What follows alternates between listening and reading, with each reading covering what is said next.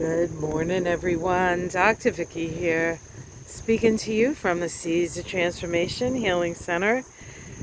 Today is Monday, the 19th of August, and the moon is in Aquarius. In fact, today we have the Aquarius full moon. Now, I know I've been talking about this for a while, and if you turn on any astrology channel on YouTube, they are talking about this. Everybody's talking about the full moon. Full moons are points of awareness. It's the halfway point in what we call the lunation cycle, the cycle between the sun and the moon. Every month, it has its own little story to tell. It's a very personal cycle because the sun and the moon are what we would call the luminaries in astrology, the sun being your sense of self, your life purpose, and the moon is the reflection of the sun.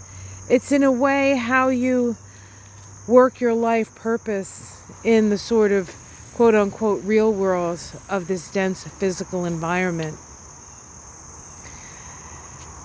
And this cycle, this lunation cycle, began with the new moon in Leo. That happens on the 4th. That's Sunday, the 4th, August 4th. And Leo is about self-expression. It's about ego. It's about creativity. It's about being in your light. Okay? And now, 14 days later, the moon, after having its way with the sun, comes to the furthest point, and we get to see what has been wrought. Now, these lunation cycles are month-long cycles, and so it can be just something that we see happen in the month. This new moon, full moon, however, has other things going on, other cycles coming to critical points that in some cases have something to do with the moon and the sun, and in others not necessarily. So just to give you a sense of some of the things coming together on this full moon, is today we have a square between Venus and Jupiter. That's a synodic cycle between Venus and Jupiter. It's a year-long cycle. It comes to its first sort of challenge, its crisis in action. Jupiter is about expansion. Venus is about the feminine. And we will be nominating a woman to run for president on the Democratic side. The Venus of this Venus-Jupiter square is actually on Kamala Harris's Venus. She's having her Venus return. And that's like, yay, she's having her Venus return. That's great news. It is great news. We also have Venus opposing Saturn, which means Saturn, the planet of responsibility, is face-to-face with Venus. So she knows what's ahead. She knows the hard work. And we, too, may realize that today. Uranus, the planet of out of nowhere, change, rebellion, revolution, can't really expect the unexpected, makes a square to the sun, first quarter square, part of its synodic cycle, a year-long cycle. The sun and Uranus shows us where we need to free ourselves from the known and be willing to move into the unknown. This particular square to the sun is also squaring the moon, because the moon and the sun are opposing. So this full moon has a very tight square to Uranus. And Uranus is the wild card, so we're not really sure what's going to happen. We do know that there will be people who are trying to get their points across, which is different than the classical sort of way that people are or have governed in the past when it comes to certain situations.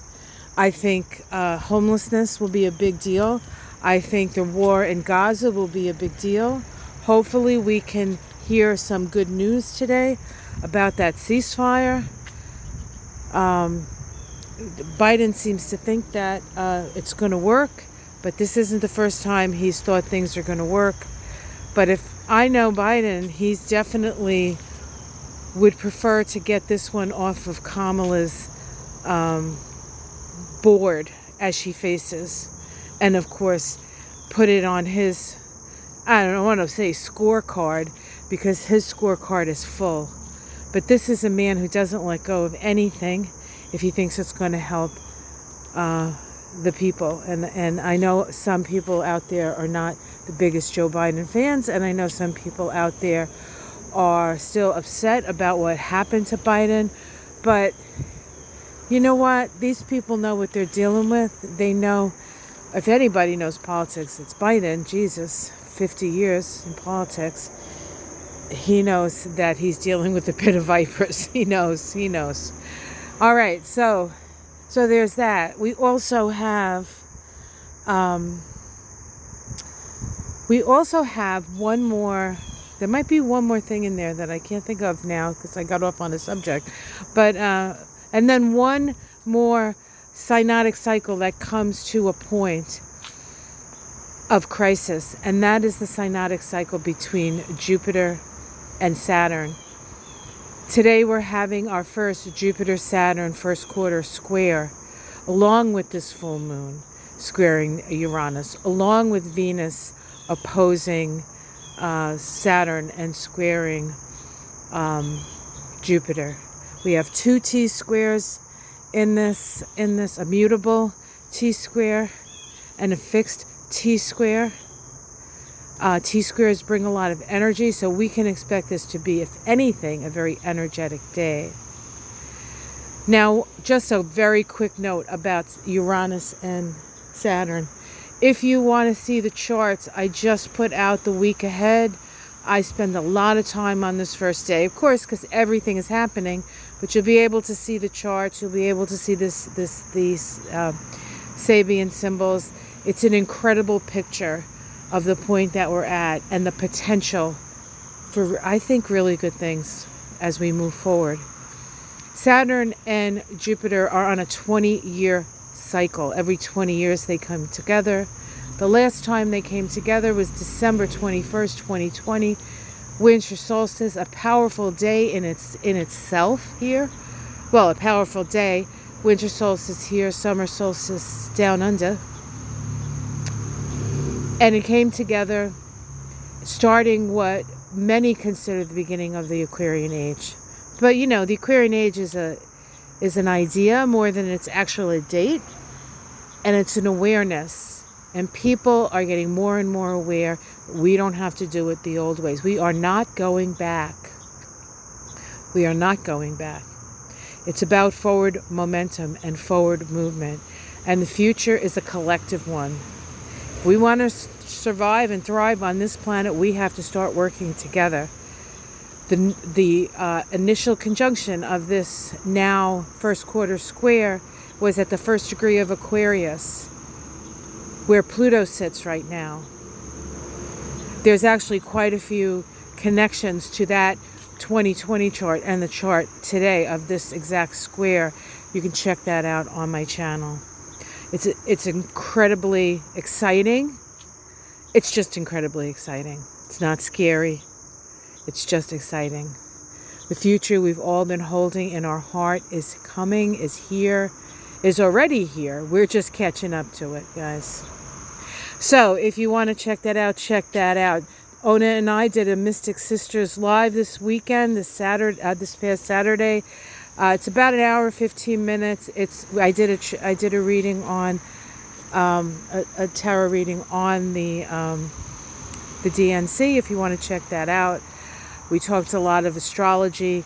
Ona actually lives in Chicago, so she's sort of giving you the view from where it's all happening. Let's see, what else? Anything else? If you are interested in taking a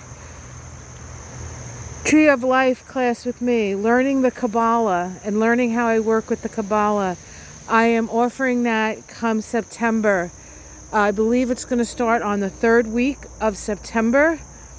and it's going to be Thursday nights. I will make an announcement. I'll put something out if you're interested in joining us for that exploration. It's always interesting. It's always fun.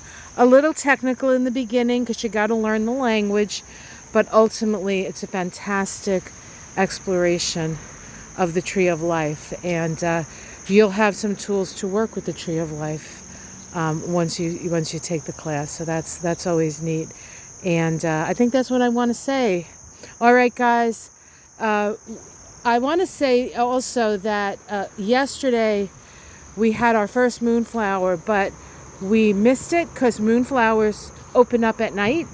And somehow I walked right past it yesterday, so I apologize for that. They take a long time to develop because they're very big. They're like gigantic white morning glories. And so I promise that I'm keeping my eyes peeled for the next one. You will get to see the next one that opens up, but in the meantime, that's the story, Morning Glory. Much love to you all.